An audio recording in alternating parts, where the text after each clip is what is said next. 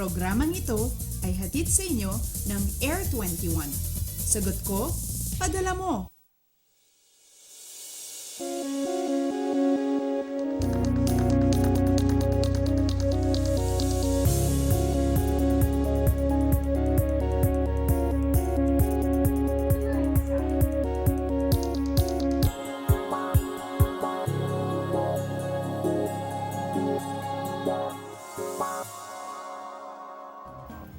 Magandang umaga, Pilipinas! Dito sa Luzon, partikular sa lungsod ng Maynila, nakahanda na ang mga deboto ng Itim na Nazareno para sa traslasyon ngayong taon. Samantala sa ilang bahagi naman ng Visayas at Mindanao, ang mga residente dito ay nakaalerto sa mga pag-ulan at bugso ng hangin dala ng Bagyong Aurine, ang unang bagyo ngayong taong 2017. Kaya naman sa lahat ng inyong paghahanda, tutok lamang dahil importante ay updated tayo sa lagay ng ating panahon.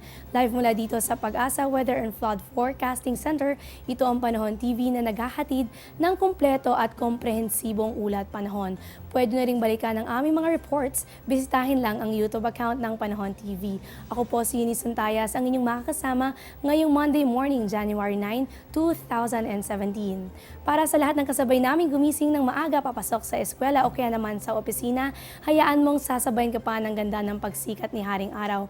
Asahan yung sunrise natin bandang 6:24 ng umaga at ang sunset naman ay 5:43 ng hapon.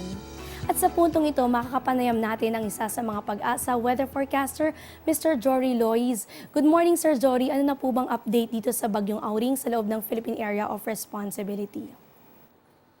Magandang umaga, Eunice. Magandang umaga, Pilipinas. At as of 4 a.m. kanina, siya po ay nasa 100 kilometers east-northeast ng Bohol. And as of 4:45, ay naglandfall na po ito dito sa may Ubay, Bohol. At tinatahak niya ngayon, paglagpas niya ng Bohol, itong karagatan sa gitna nitong Cebu at Bohol. At maaaring sa mga susunod na oras ay dadaan na rin ito sa may bandang Cebu. At dahil nga sa interaksyon itong lupa nung dumaan ito o tumama ito sa may Siargao Island, ay humina itong si Auring, naging 45 kilometers per hour na lang ang kanyang lakas, ngunit may pagbugso pa rin na abot hanggang 75 kilometers per hour. West-northwest direction pa rin ang kanyang tinatahak sa bilis na 9 kilometers per hour. Mr. Jory, kung naglandfall na po itong bagyo, may posibilidad pa rin po ba na lumakas ito? Eunice, kung titingnan natin yung dinadaanan niya, halos puro lupa na rin yan. Although may kasamang mga tubig yan dahil sa dagat. Ano? Pero sa tingin natin, hindi na ito lalakas at maaari pang humina ito sa mga susunod na oras dahil nga sa interaction nitong si Auring sa kalupaan. At sir, kaugnay po nito, ano-ano mga lugar po ba yung under tropical cyclone warning signals? Well, nakataas ngayon mostly sa Visayas area, no? Yung signal number 1. At signal number 1 nga itinaas dito sa may Bohol, Siquijor, Negros Province, Southern Leyte, Cebu, kasama dyan yung Camotes Island, Guimaras, Capiz, Iloilo, southern part ng Antique sa may Panay Island, at sa Camindanao naman ay nakatapos po ang signal number 1 dito sa Agusan del Norte, Surigao del Norte, kasama dyan yung Siargao Island, Dinagat Province, Misamis Oriental at Camiguin.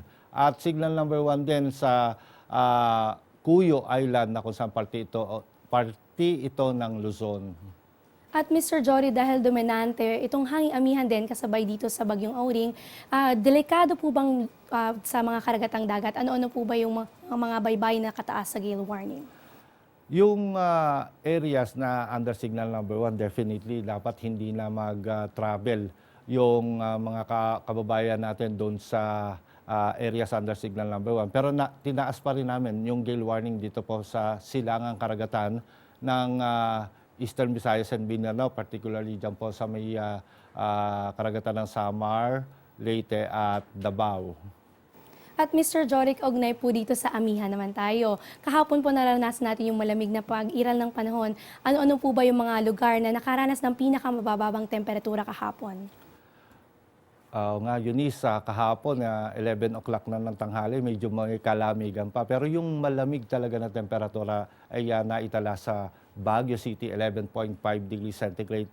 Tanay, 17.9, Tuguegarao, 19, kasama dyan yung Science Garden, 19 din. Dito sa Iba, Zambales, 19.5, and then Subic Bay, 19.5 din. And then yung San Jose naman ay nakapagtala ng 19.8.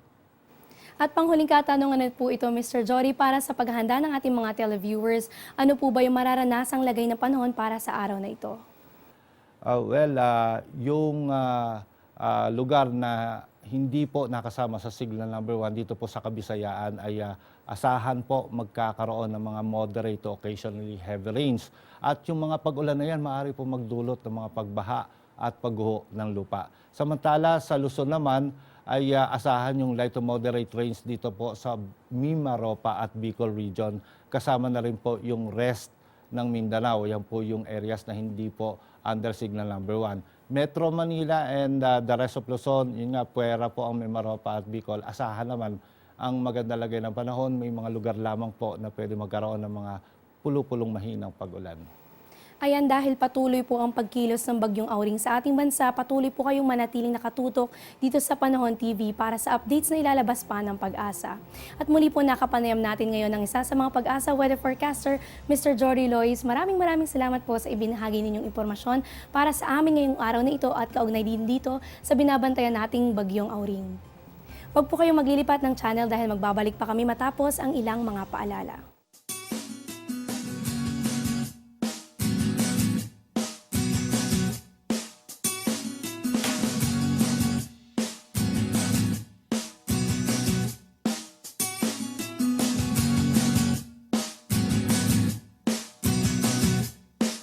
Get timely and reliable Philippine weather information anytime, anywhere through the Panahon TV mobile app, a multifunctional mobile app that brings you weather updates sourced directly from Pag-asa. The app provides a complete 3-day weather forecast at your location. It also allows you to ask or share the weather to the community. It has auto alerts for thunderstorm advisory, rainfall warning, and storm signals over your area. Download for free today, available at Google Play Store and iOS.